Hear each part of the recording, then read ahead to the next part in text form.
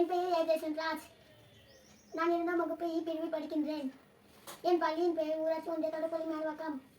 நான் இப்பொழுது திருக்குறள் கதை ஒன்றை கூறப் போகிறேன். கதையின் தலைப்பு பேர் செய்து குகையா. காட்டில் நான் முழுதும் அலைந்து திரிந்த சிங்கத்திற்கு ஒரு நாள் எந்த உணவும் கிடைக்கவில்லை. ருசி எல்லை மீறியது. என்ன செய்வது? யாரை அடுத்து சாப்பிடுவது? எதிரே எந்த மிருகமும் வரவில்லையே. எல்லாம் எங்கே போய் ஒளிந்து கொண்டது?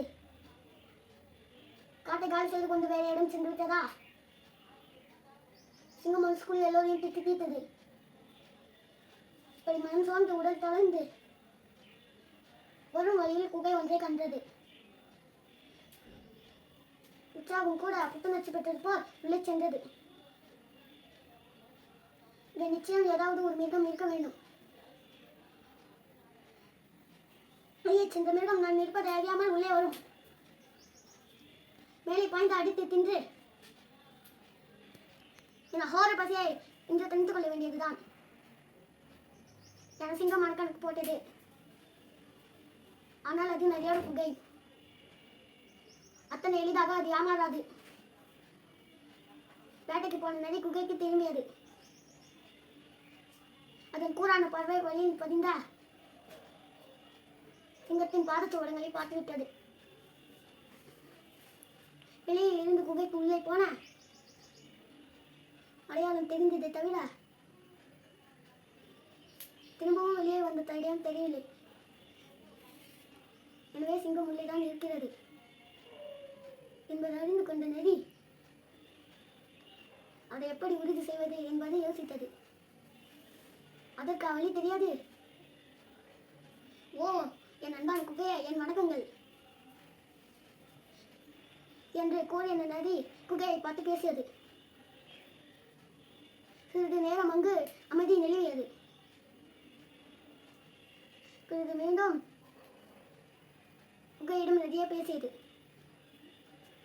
என்ன குகை, நான் உனக்கு வணக்கம் சொன்னால் நீயும் எனக்கு வணக்கம் சொல்வாயே, மறந்து விட்டாயா? உள்ளே இருந்த சிங்கத்திற்கு இது புது குழப்பமாக இருந்தது. சரி, நடக்கட்டும் நடக்கட்டும் என்று தொண்டையை கணித்துக் கொண்டு வணக்கம் வணக்கம் என்று உள்ளே வரலாமே என்றது. சிங்கத்தின் குரலை கேட்ட நரி உயிரை கையில் பிடித்து ஓட்டமாய் ஓடியது. எந்த மிருகமும் வராமல் உடல் மெலிந்து சிங்கம் உயிர் விட்டது. திருக்குறள் அதிகாரம் அறிவுரிமை. குறள் 421. அறிவற்றம் காக்கும் கருவி சிறுவாக்கும் உள்ளளிக்கலாக ஆரன். தெளிவுரை. அழிவு வராமல் காப்பாற்றும் கருவி அறிவாகும்.